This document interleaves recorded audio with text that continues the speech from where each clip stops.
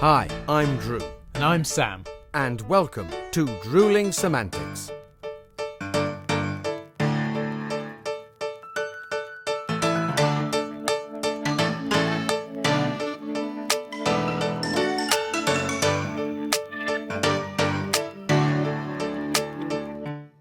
Drew, are you there?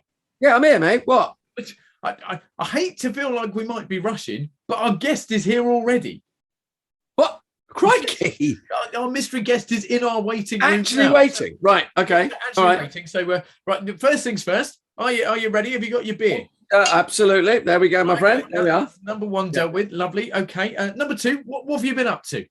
Well, quickly. I've been rehearsing. We started rehearsing the new play for Wimbledon. Yeah. I've not been swimming this week. No. I got wet in the rain, and I'll be rehearsing at the weekend as well. What about you? Because you're still on set filming, aren't you? Still on the set of the House That Zombies Built. We're 2 weeks in, and one more week to go of filming, and then obviously it goes off for edit and stuff. But it's been amazing. Met some amazing people. Worked with some amazing people again that I've worked with before. It's been incredible, and now obviously here we are, end of the week, and well, I suppose we better just let our mystery guest in and knocking on the door. Go for it. No need to wait. So, ladies and gentlemen, here comes our mystery guest. Hello, mystery guest. Welcome to the show. Yes, Drew and I have been. We can't hear you. Are you on mute? What? No, we can't hear. No, and now you. Oh, it's all going on this morning. It's brilliant. This absolutely brilliant. Okay. Oh, right. We've got an idea. Right, okay. Oh, I did warn you, didn't I? I did warn you. I did say it's probably not. So, what are we going to talk about then? Mate, I don't know. We are Sam's guest. Anyone watching or listening, we do apologise. Our guest has temporarily disappeared. She was with us, but she was breaking up, and now she's gone off together. But well, hopefully she'll rejoin us. Surprise! Hey! Oh, that was almost seamless, wasn't it? Complete. So, ladies and gentlemen at home, watching us on YouTube or joining us for the podcast, particularly you guys joining for the podcast, because you won't have seen that our lovely guest has suddenly reappeared. And would you believe it? She sat next to Drew. And that is because today we are joined by the incredible Verona Chard, who is not only an incredible singer, teacher, actress, writer, producer, the list goes on, but she also has the horrendous job, and I say job because I imagine it is, of being married to the smaller half of Drewling Samantics. Yes, Drew and Verona are a wonderful couple, hence why she's now joined Drew on the sofa of dreams and has abandoned her laptop. Although I have to say, I'm missing your wonderful background. And anyone not watching, it was incredible, and it gives a little bit of an insight, as we did during the week with our picture, of what you do and why balloons are such a massive part of your life and career.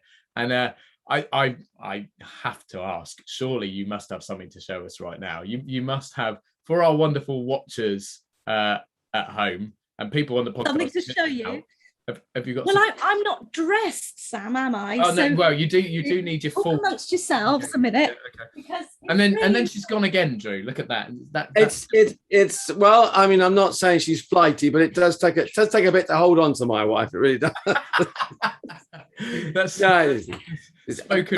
No, there we are. How's that? I'm dressed now. That's better. So, Drewling Samantics stalwarts who have been with us for a long time may remember that. I can't remember what it was, Drew, but you appeared one week where it was celebrating 10 episodes, perhaps. I did think I had my party hat on, which was created by my lovely wife. Indeed. So, and again, for people not watching, Verona now has a beautiful. Is it a daisy that sort of? It's a flower headdress. So it's a flower headdress. It's an orange band with a white flower, and the little bit in the middle is part of the orange band. So we could say it's a daisy or anything you want to. It looks similar. Use your imagination. It looks wonderful.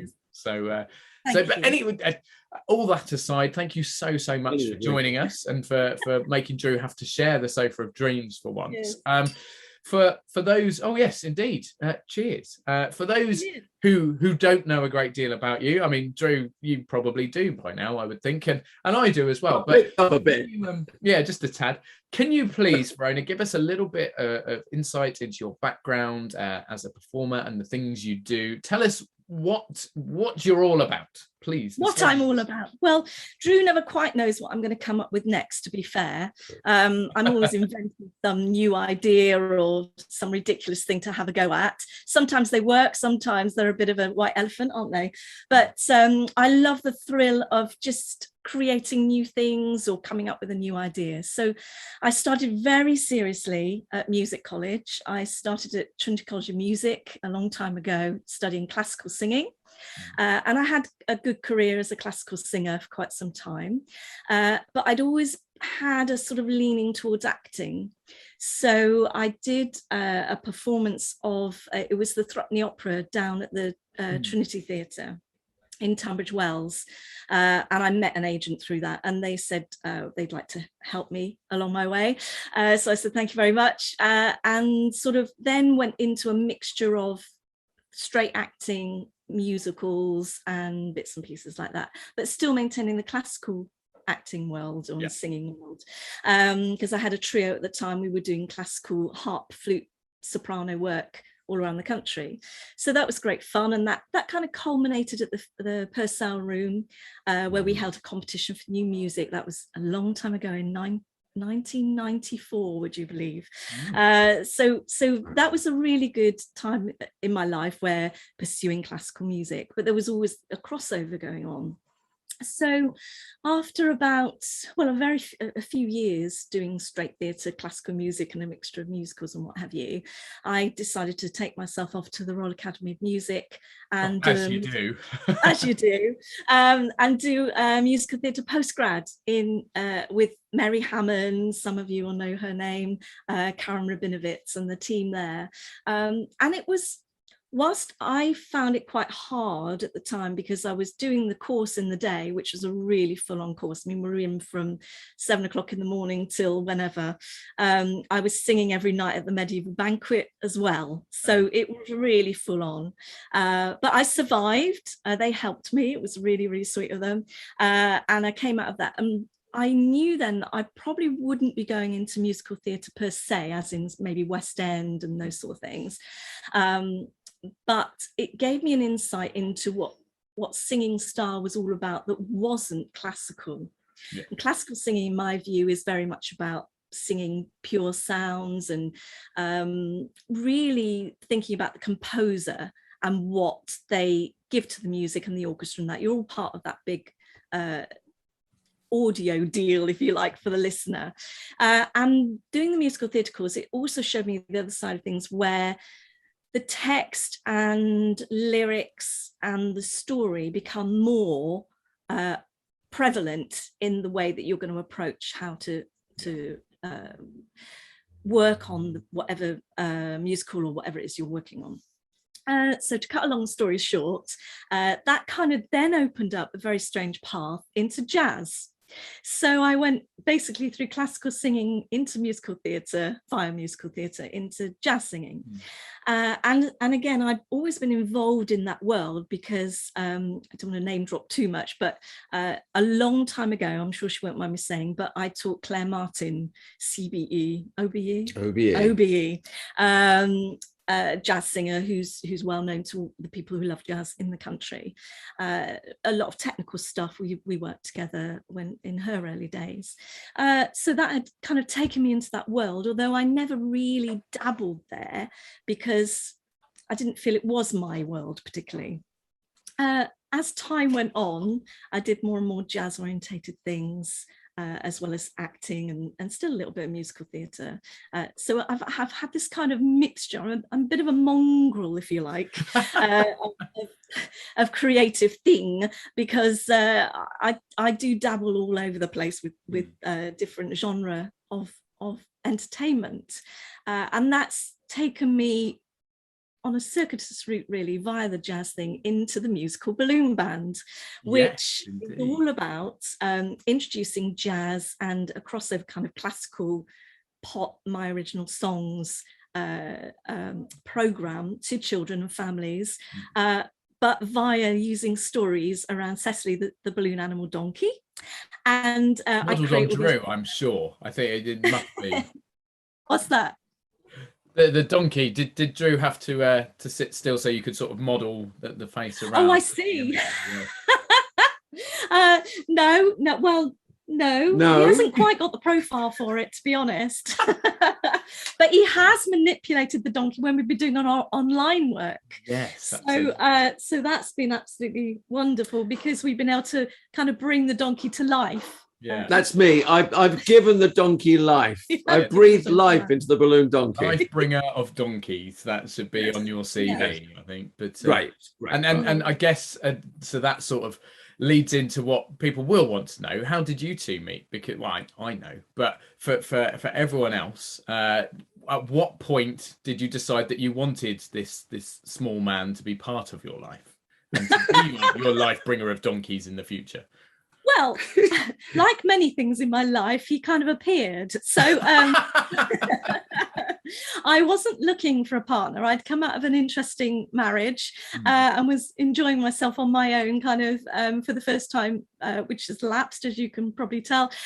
First time getting heavily into fitness and just focusing back on the career and that type of thing. And through jazz, through Claire Martin, I met Jill Manley, who's another jazz singer, and she had a show at Pete's from the Park. Pete's from the Park. And so I went to the show, and then it was her birthday, so afterwards she said come back for a drink. So I went back to a flat in Hammersmith for a drink, and this young reprobate was there, so we met and kind of... I'm sorry, you said young.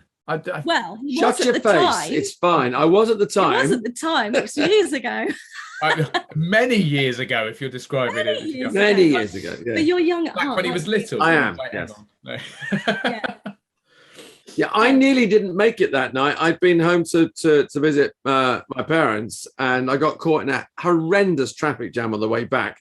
And I just managed to. I went along with a mate of mine because we had been at drama school with Jill Manley, so she invited us along to the show.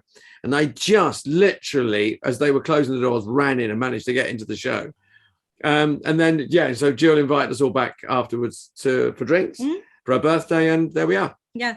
But as I say, I wasn't looking for anybody, and no, it was really nice, actually. It was nice. Yeah, it was. Nice. We hit it off. We hit it off. We got on well. And I would hope so, because you're still together now. So it's either one of you's got claws in and hasn't released, or that it worked quite well. And we're going to err on the side of the latter, I think, would be better. I think. So. But, no, we've got a lot in common, but we're also, because we're not in direct competition, we're able to support the other one. So that seems to work well. And we've got very different temperaments, but there are similarities, and again that works well. We're quite forgiving of others' nature. Again, a lot of these things that I know bits and pieces, knowing Drew incredibly well, but it's nice to get the other side, because he probably lies to me all the time. So do probably. It's a silly question, but you do get to work together quite a lot. Do you really enjoy that? Do you find it easier working together? Or I suppose perhaps on the flip side, are there particular things that you do together that you prefer to other jobs you do together? So give us a sort of a bit of an insight into working as a married couple in the industry. I think every job brings its own rewards, as it were. I mean, recently we did, I hope I can say, an NHS advert together, which was great fun. Everyone's probably seen you and not realised, but might be clicking now. So yeah, that's it. So I'm the lady with the dog in the background that's in shot for about 1.5 seconds, and then Drew is doing the whole thing of how to take the test, doing your home test. And in the supermarket as well. So that was great fun, and that was good for me. The pressure wasn't on me, so I could kind of take in what was going on with the crew and the film crew and everything else, which was really, really nice. We do a lot of Manuel and Sybil together, so we had a lovely gig recently at Lavenham which was absolutely terrific, and we thoroughly enjoyed that, didn't we? Yeah, it's great fun. Good gig. So we go over the country doing those, and sometimes it's really, really nice because we get to stay overnight at a lovely hotel and what have you. So that's a real bonus, because we don't tend to take ourselves off on holidays much, do we? We don't give ourselves. I mean, you don't. If people say, "Oh, it's bank holiday Monday next week," and you think, "I'm a performer, I don't get a bank holiday." No. Bank holidays, weekends, those things mean nothing. It's a day. We were lucky. Quite a few years ago, we did a cruise, 10-day Mediterranean cruise. That was ourselves, another actor, and we did 4 whilst the ship was at sea. That was the night we had to entertain the guests. So we did 4 nights of 1-act plays and little readings, recitations. But that was it. That's all we had to do. And the rest of the time, we sort of, just enjoyed the trips abroad. But it was really nice. It was like the first holiday type thing, even though we were supposedly working, that we had in years. It was great fun. That was lovely.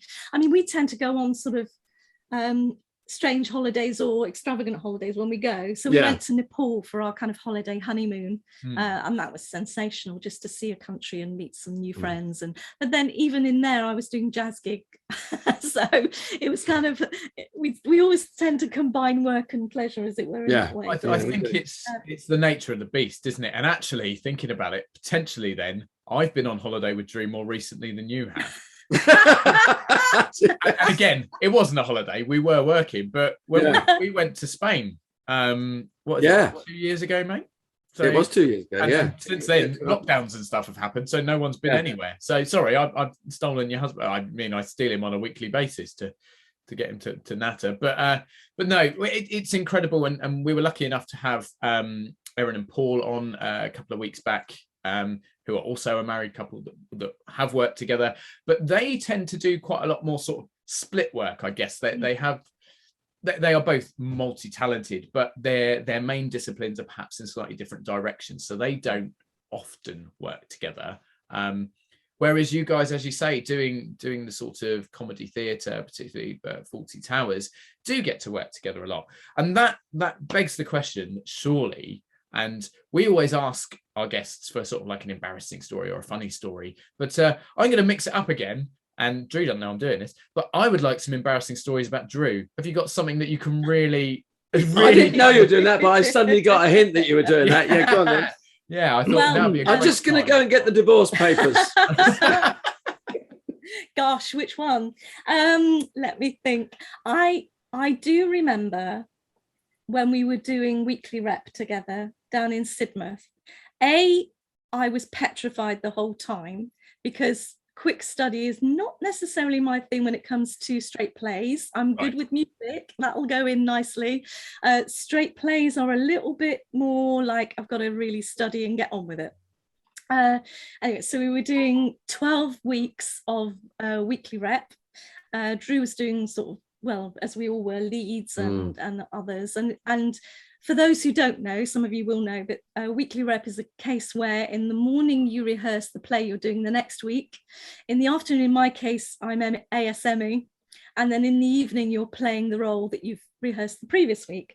So at any given time, you've got 3 plays in your head, plus where can I find a parrot for the next show? You know, it's that kind of, what props can I find? Yes, yeah. And we are well versed in said parrot story. Drew gave us cockatoo story, yeah. Well, and yeah, I need a drink.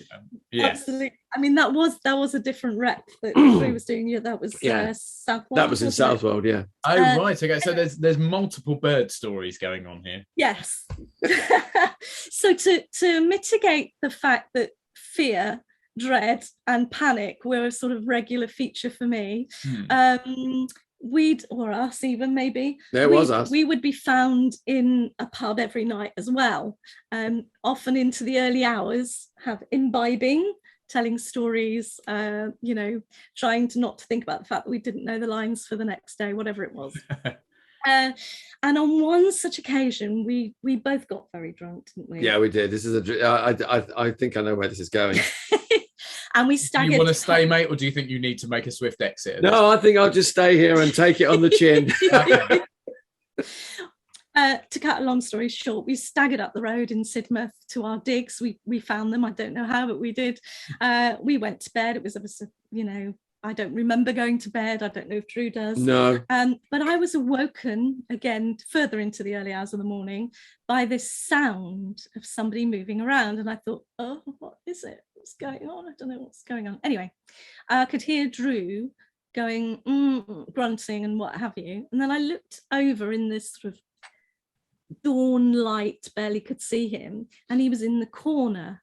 And I said, Drewy, what are you doing? And he said, I need the loo. I said, well, you can't go there because that is the closet, but not that kind of closet. It's the closet that has a curtain across it where you put your clothes in the room. So then you staggered elsewhere, didn't you? I sort of staggered off in the general direction of a bathroom somewhere. Yes, and I don't think you came back, did you? I fell asleep on the bathroom floor, rolled up. And it is worth bearing in mind that these digs, we were sharing bathroom with the two aged and very sweet landlord and landlady. So I fell asleep on the bathroom floor, curled up, naked, and curled up lovely. As you in towels and bathroom mats. I think Verona found me hours later. Yes. Yeah, luckily I don't think the landlady found you, did she? They did. No, she didn't know, bless her heart. No, never found me. Yeah. So we didn't have many drunken stories, but that is one of them. That's one. And dare I ask, at what point in this in the procedure that you were attempting to complete, Drew, were you interrupted? Had you begun? Or No. Luckily. Only just, but yes. Wow. Yeah. No. I mean, you saved the day, Verona, without realizing. Without realizing, because I realized absolutely nothing at that point. Amazing. But well, thank you. And we'll come back and probably be able to add another story or two in a bit. But so back to talking about yourself and your career. So you obviously touched upon the fact that you're now doing these musical balloon stories for the kids. Is that something that was mainly born out of the lockdowns? Because I know obviously that affected you heavily, as it did the rest of us. Is this something that timed quite well, or was it something that was mainly down to that? How did it sort of sit in your progression, I guess? I had an audition at the Nottingham Theatre Royal and Concert Halls to be a presenter for their Beanbag music series, which is a series where they have different styles of band come in and entertain families. Yeah. I did the audition. As part of the audition, they said, do something unusual, something you've never done before, make us laugh. And you was thinking, as a child, I'd been to the Parade Gardens in Bath, which is where I grew up. And I was really, really engaged by all the balloon modelling. Okay. So I thought, that's it. This is my chance. We do this, don't we, as performers? We go, that's what I've always wanted to do. Now I have an excuse. So I taught myself balloon modelling. I also taught myself a tune on the clarinet, and off I toddled and I did my audition. I made them laugh, and they said, "Oh, what made you choose to do this balloon modelling?" I said, well, in the back of my mind, I've had this idea to create the musical balloon band, which is bringing music to families, but really good fun. So they interact, they do percussion, they play with balloons, we use balloons as instruments, the whole thing. So they said, thank you very much. After the weekend, I got a message saying, thanks, but no thanks, we don't need you for that. And then I got a call from David Longford up there, and he said, we really like the idea of the musical balloon band. We'd like to mentor you. We've got some Arts Council funding. Join us, we'll do R&D with you, which is research development, and then you can try it out on our audiences and get feedback and go from there. Wow. So that's how it was actually born. That was in 2013, and it's been kind of evolving ever since, really. But during lockdown, as you allude to, Sam, it was really good because it gave me personally a focus for something to try and do every week online via Zoom, as we're on. I initially did it partly for the families that had joined us with our residency at the Fairfield Halls at the time, prior to lockdown, and partly for my own sanity, because I'm quite goal driven in the sense of I like projects. So if I haven't got a project, I tend to stew a bit and sit on the sofa and put weight on. So it gave me an opportunity to really engage with that project and further it and sort of keep the audience and myself going, to be honest. So that's how it's evolved now. And it was good though, because sorry, go on, Drew. No, as I say, it was good because we literally went from not quite knowing anything about Zoom and eventually we got bigger and we had green screens, backdrops, and it was all done in the lounge with available space. But it was a really good discipline for both of us to do it every week,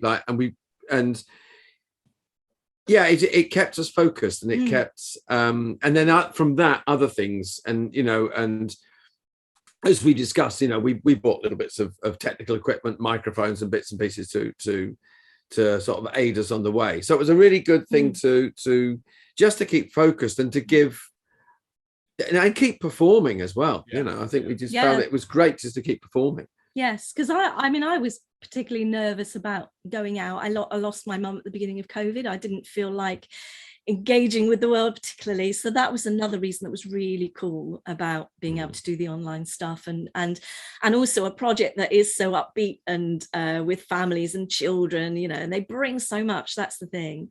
So it's still, it is a serious subject to me, even though I dress up in a daft costume and wear balloons and what have you. It does have a really sort of deep underlying core, if you like. But I think we've addressed it quite a few times, Drew, how obviously the podcast was born out of a combination of boredom, trying to lift mental health, keeping going with performance in some way, shape or form, and actually reaching out to others as well, and certainly doing that to engage. I mean, so many millions of parents across the country have had to keep children entertained because they haven't been able to leave houses, and not everyone's got a garden or a space nearby they've been able to travel to. Some people are cooped up and a lot in a very small space. So to have that slight relief, that exciting thing to look forward to, or the way to have a release, for want of a better description, I think is absolutely invaluable. Drew, obviously you've had it both sides. For me, being able to speak to Drew week in, week out and doing the podcast was just so important to kind of keep my head on straight and go, it's all right. You're not cooped up on your own completely. I mean, obviously I was able to talk to my partner or whatever, but being on my own predominantly was very difficult. So, and I think particularly for young families with small children, or perhaps single parents, something like that will have been absolutely invaluable to them. So it's incredible. And that, as you say, also will have given you the chance to expand it and perhaps bring other elements in. I love the fact that Drew says that you both got a lot better at Zoom. I'm assuming what he means is, Verona, you got better at Zoom and he tagged along, because I still don't have a clue when it comes to anything technical whatsoever. So yeah, you drink, mate. You have a swig, so you don't have to respond. I'm just have a little drink there and let you get on with it, guys. You're very good at setting up, though. I mean, as Verona's roadie, I'm brilliant. I'm a great roadie. I mean, Verona's, she had some great jazz gigs at various places, a residency at the Wimbledon Theatre Studio for about a year or so. And it was great. I do the get-ins there, but I've lugged, bags of balloons around. I mean, Verona's done big festivals and street festivals and fates and that. And yeah, I'm there. And the interesting thing is, because Verona's performing away, and he's going, yes, and we'll give you all a balloon. And you look at it and you go, there's 200 people here. And I'm standing at the back blowing balloons up. Get on with it, get it done. So yeah, exactly. Bro's happily singing, somewhere over the rainbow, what the hell it is. And I'm pumping balloons up like a lunatic in the background, All right, my assistant will deal with all of you. He's just down there. Yes, my assistant's not over any there. lower than me, he's just short. No, anyway. But that does bring quite nicely, as we love a segue on here. I wanted to ask very quickly. So I know that you are off to Edinburgh, and your lackey is doing the driving, I believe. So you brought him along not only as a roadie but also as transport, your chauffeur. So So again, this is the musical balloon band, isn't it? So, and it's off to Edinburgh for a short run. Is that right? Yes. It was another sort of coming out of lockdown. Let's do something, because a lot of the work that I do is self-created. So I kind of lost my energy a little bit with that, and I thought I've just got to, whilst it's not necessarily the most sensible thing to do financially or whatever else, I just need to do something with the balloon band, do something that's exciting. So I asked around, because not every venue is open in Edinburgh for the Fringe this year, asked around, and the Laughing Horse comedy team said, yes, we've got a space for you. So it's 26th to the 29th of August at 11:30 in the morning at the Ballroom, the Counting House. It's venue 170. There, I've got it all in. But what was really cool was that Alex sort of saw potential, but it forced me again to do something that I've been talking about doing for about 6 years, which was make a video of what I do. And whilst I hadn't really even now achieved what I want it to be, because I haven't got the footage, I taught myself how to use iMovie and put a little thing together. So that's another part of the lockdown that was a positive, I guess, in the long run. But and that, you know, because whilst I can describe the musical balloon band, it's me doing jazz with balloon models of animals and a story. It's quite hard to visualize what that's going to be. You know, so we're off to Edinburgh on an adventure, and on the Sunday, I only fixed this yesterday, but there's a lovely bassist up there called May, and I hope I've said this correctly, Halliburry or Haley Burton. That's it. It's Bessie Bass, and she's going to join me on the Sunday, and we're going to create lots of lovely things. She does work with children with her bass, her double bass. So that's exciting in itself, just to meet another, you know, a new musician and throw some ideas together. So we'll be there. We'll be there in Edinburgh with balloons and music and what have you. And the other person I do have to quickly mention, or two people, are Chris Neal, my MD, who's just been amazing, and he helped us during lockdown with the online shows. And Rowan Kearsey Lawson, who's the percussionist, who will bring his vibraphones and timpani and all that kind of stuff. Wow. So yeah. So so if you are up in Edinburgh over that period, and particularly if you've got small children who need entertaining, fully recommend you go and check out the musical balloon band and go and get involved. And actually, not only can you get involved if you're up in Edinburgh, but it's you, Verona, that has this. We're just an outlet for you to, but we're going to bring you a brand new competition. Yes, it's competition time again at Drewling Samantics. Excited faces all round, and we're going to mix it up, because normally Drew will hand over to me, but I'm going to hand over to Drew, and Drew's going to explain the competition this week, because he knows a bit more about the prize in particular than I do. But yes, so over to you, Drew. Please tell everyone what they can potentially win, thanks to Verona's great generosity, and then once you've done that, I'll fill in how you enter, because you won't have a clue about that bit. So. No, I mean, I'll just blow my wife's trumpet a little bit louder for her. She is also, along with the creator of the musical balloon band, is also one of the foremost vocal teachers and technicians, visiting lecturers in the country. Currently a visiting lecturer and mentor and consultant at Central School of Music and Drama. So I believe you're offering a free Zoom singing session. Now, this can be either with little ones, yes, or grown-ups, or a family. So, you know, or in this case, Drew, if you were able to enter, you meet both those criteria, because you are a little grown-up. So if there are others out there who are also little grown-ups, any hobbits that want to learn to sing. But also, along with that, Brian's going to be putting a little goodie bag together as well. I'm going to put a musical balloon band goodie bag together, sort of stickers, t-shirt, kazoo, that type of thing.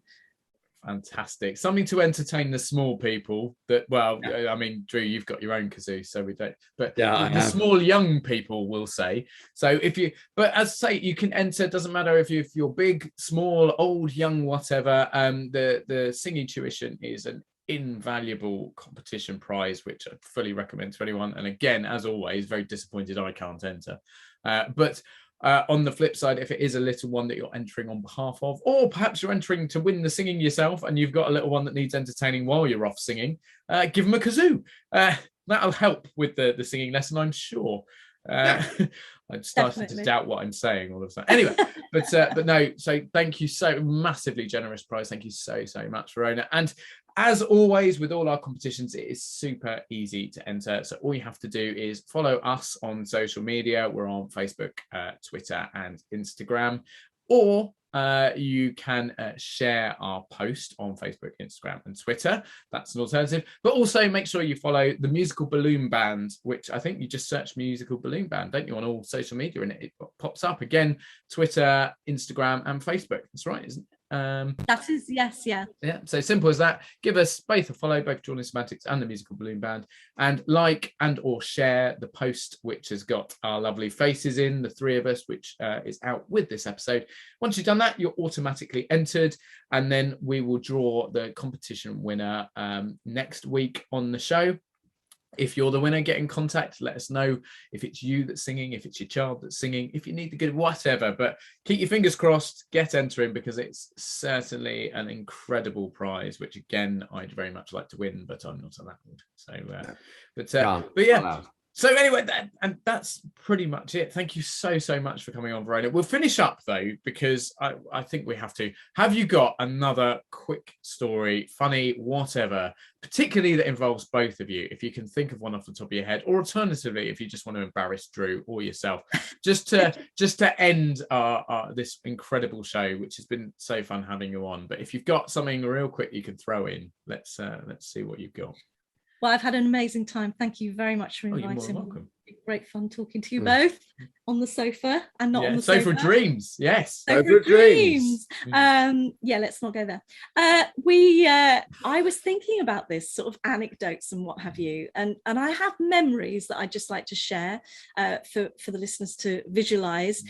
George Chakiris in the back of actor Jill Manley's car with a dog on his knee. Now, George Chakiris was in West Side Story, the original version, as Bernardo, I believe. We were all on tour together, so I have this vision of looking in the mirror and seeing George Chakiris with a large dog in his face. That was fun. Falling off the stage in my audition for the Royal Academy of Music. I stepped forward, I couldn't hear what they were saying, and as I stepped forward I realised there was no more stage left, and I kind of threw myself into the air and I shrieked. I won't do it here, I'll damage your ears. I shrieked at the top of my voice. I was in really high heels, about 4 or 5 inch high heels as well, red high heels, and I managed somehow to land and just go Slow it out. I like it.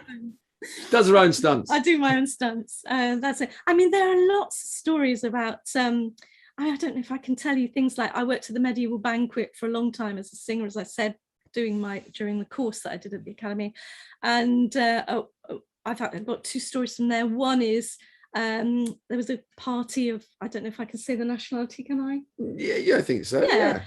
Group of Russians, and I looked over. I was autistic director at the time. I looked over and one Russian had a knife to the throat of another Russian. Wow. That's a memory I have. And I remember going in, I'm 5'2" without heels. And I went in and told them that they shouldn't be doing this.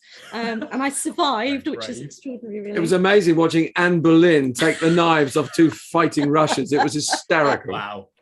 So that was it. Yeah, there's all sorts of a lot of little memories. Wow. I think it must be amazing to be able to share so many memories, not just as a couple, but as a performing couple as well. But but no, thank you so much for coming on. It's been brilliant. And everybody at home, please make sure you do enter this competition. An incredible opportunity to win something very special, so you don't want to miss out on it. Drew, mate, as for you, well, as always, I'll see you next week. So have a cracker, both of you, and everyone at home. We'll see you very soon. Take it easy. Yes, Sam. Cheers. Cheers.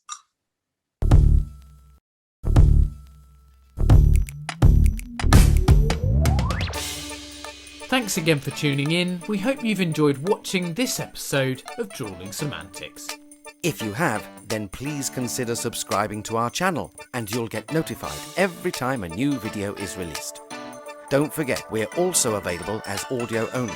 Just search Drewling Samantics in any good podcast app. Please support us on other social media too. We're on Facebook, Instagram and Twitter, and all our links and handles are on screen now. We love welcoming new followers and subscribers, so please share with your family and friends and we'll be eternally grateful. Stay safe and we'll see you next time.